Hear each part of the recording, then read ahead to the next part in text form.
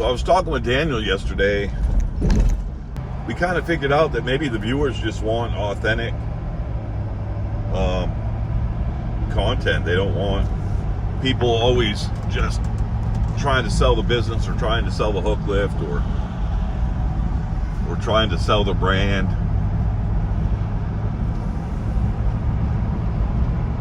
I woke up this morning and I kind of knew what I had to do. You know, it's, I don't know, this business is getting hard. There is a reason, I think, this is only my opinion, I'm just ranting here. It's my opinion that most small businesses fail in the first 5 years because of burnout. I am 3 years into business, and I will tell you that, the honeymoon phase is over. You're starting to settle into the daily grind. And some days you're like, it would just be easier to work for somebody else. Just collect my paycheck. You picture yourself sitting in a dump line. As a business owner, you're like, geez, come on, I gotta go. It's costing me money. As an employee, you're like, I get paid by the hour, I don't care. Well, I think that that's the reason that a lot of businesses fail in the first 5 years. Not in the first 2 years. Not in the first year. Still got some honeymoon phase going on. Maybe you're buying new equipment, you're scaling up your business, you're figuring things out, you're still excited to tell people you're a business owner, that you work for yourself. But after, I don't know, I guess for some people it probably happens around a year and a half, maybe 2 years. Yeah, probably after 2 years. And maybe the reason for that is because you get, your first year is not super profitable. So your second year, you're like, man, I'm making way more money than I did last year. And that's still exciting. Then towards the end of that second year and into the third year, you're like, man, here we go again. Another dumpster to deliver, another one to pick up, another one to dump, another overloaded one, another heavy one.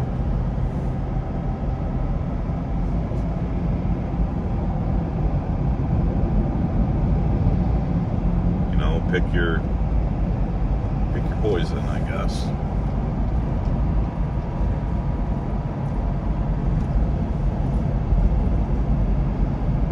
And maybe this is just the transitional phase where this, it stops defining you and you just get up every morning and you do what you have to do and you make it through the 5-year mark. There are some people like Josh Roman they've been entrepreneurs,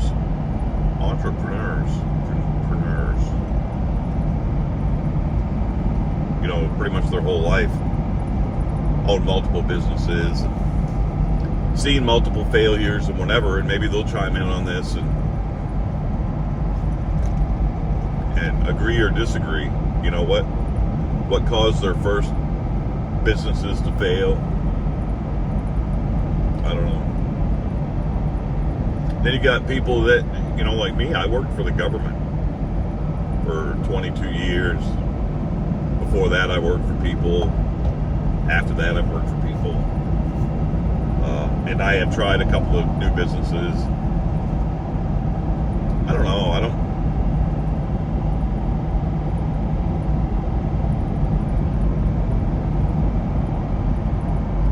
I'm at a point where, when I first started this, it was my wife and I would go out and do junk removal jobs, and we got away from that.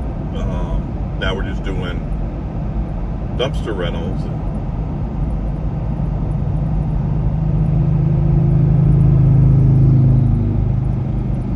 it was, really our thing. So, and my daughter moved home for a little bit, and she would go with me, and she was all excited, and she was excited to see what was at the dump. Now, lately, here I am. Going to pick up a can, going to deliver a can, going to dump a can.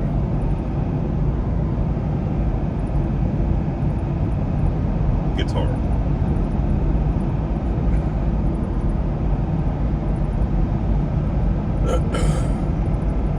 But anyway, so this year we've had to make some changes.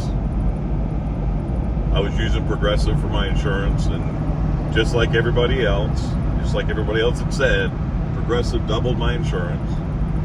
Went from $6,000 a year to $12,000 a year, so I had to change.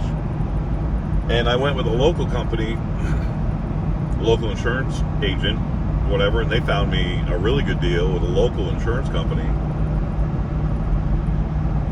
which actually cut it in half from what I was paying last year. So, well, that's more profit. It's more money in my pocket. And speaking of profit and money in my pocket, if you're not part of the Dumpster 101 group, I encourage you to join it or reach out to Josh Roman and see if you can join. It's not my group by any means, but I did drop a file I dropped a spreadsheet in the file section, and it's actually a spreadsheet that I used. I kind of doctored it up a little bit for other people to use. I put some steps in there how to use it. But when I'm looking at my dumpster pricing, number one, you want to know what your expected or your goal profit margin is. So you know that you want to make, let's say, 30% or 40% or 50%. Well, you do some bar napkin math, and you're like, yeah, if I charge this, I can make my 50%, but you're not thinking about necessarily all of your costs and expenses. And I fell into that boat too. So I put together this spreadsheet, and as my expenses change, obviously if my expenses go down, like my insurance went down, do I pass that savings on to the customer? Or is my profit margin higher? Well, of course my profit margin's higher. But the spreadsheet, what it's used for is to figure out your dumpster pricing. So it has all of your expenses in there, fuel, dump fees, truck payments, all of that stuff. You put all of that in there, and you pick a goal profit margin percentage, and it will tell you how much you should charge for your dumpster. And I base that on my average monthly rentals. So if you're renting one dumpster and you're trying to make 50% profit, the price for that dumpster is going to be astronomical. However, if you're renting, say, 30 or 40 dumpsters a month, that's your average. That's going to tell you what you need to price your dumpsters at in order to meet your profit margin goal. So, and as you get more cans, and as your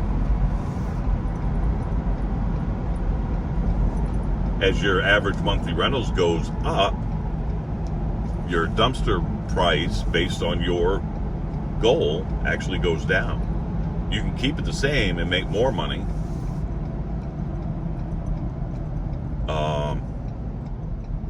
Or you can use that to leverage, a better market share. But that is in the file section of the Dumpster 101 page. I'll probably do a video on how I use it. Might even make it part of this video. I don't know. If not, it'll be my next video. This one was just me feeling sorry for myself. getting down on myself about business and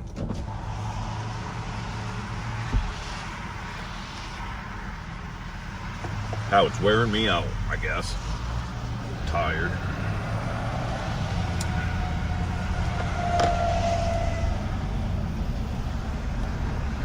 Not supposed to smoke in a video, but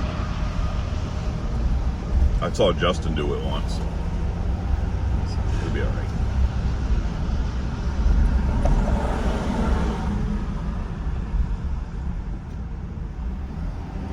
All right, so today, it's Friday. I've got 2 pickups and 1 drop-off, and then tomorrow, which is Saturday, I don't like working Saturdays. The dump is only open half a day. So if I'm going to work on a Saturday, I usually only try to do 1 pickup so that I can get to the dump before noon, and I still, I don't have to get up early. But tomorrow, 2 pickups and 1 drop-off again. Maybe this is the point where, I don't know, working in your business instead of on your business is something. Maybe it's the fact that all your processes are in place. There's really nothing left to get excited about. If you take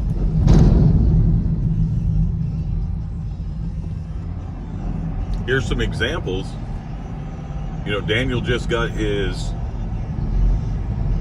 logo redone. That may have reinvigorated him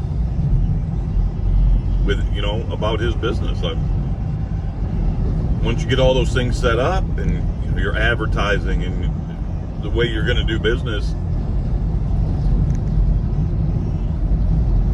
nothing really left to get excited about. You make some money, you spend some money. You make more money, you spend more money. So even I used to love getting the notification from Docket, invoice whatever was paid. Now it's like, it's almost like spam. I don't know. I'm definitely not going anywhere. I'm going to keep doing it. I won't be one of those businesses that fail.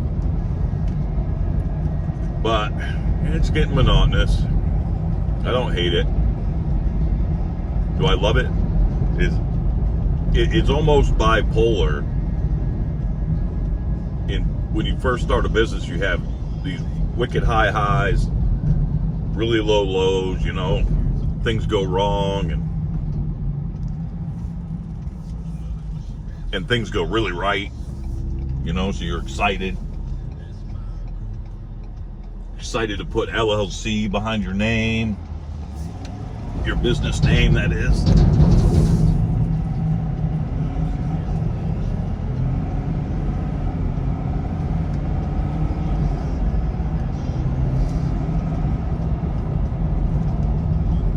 Maybe you're excited that you had to get commercial insurance.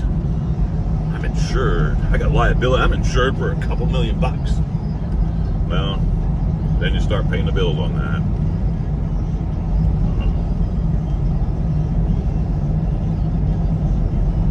So I picked this one up this morning, 0.9 tons. Which is pretty much my average. 0.8 something is my average for residential. Dump that off, cost me $168, and take this a few miles up the road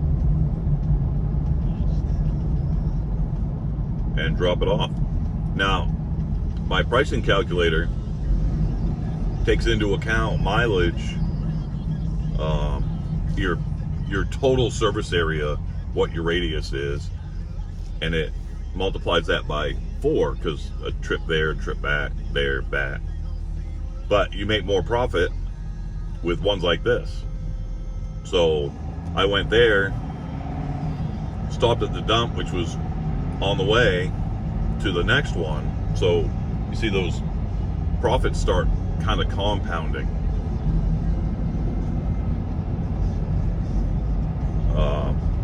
But then again, there are some days where you deliver one to north side of your radius, or let's say you pick one up in the north side of your radius, and you have to deliver it the other way, so you're 50 miles away, whatever, but the calculator takes all that into account. So check it out. So here's a perfect example of how my pricing works, right? So I do 175 is, I have basically 3 transfer stations I can use, but I only use 2 of them really. And the average between the 2 of them is 175. So when I'm figuring out the price of my dumpster, I figure out I offer a ton, it's $175, right? That's it. So I take that number as my dump fee number. But what's that do? Puts more money in my pocket. So I just dumped one. It was a week-long rental. Came out to 0.54 tons, $81. I'll take it. I'll take that all day long. Actually, that was kind of expensive, wasn't it?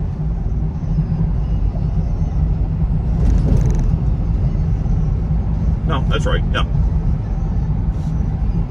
So that extra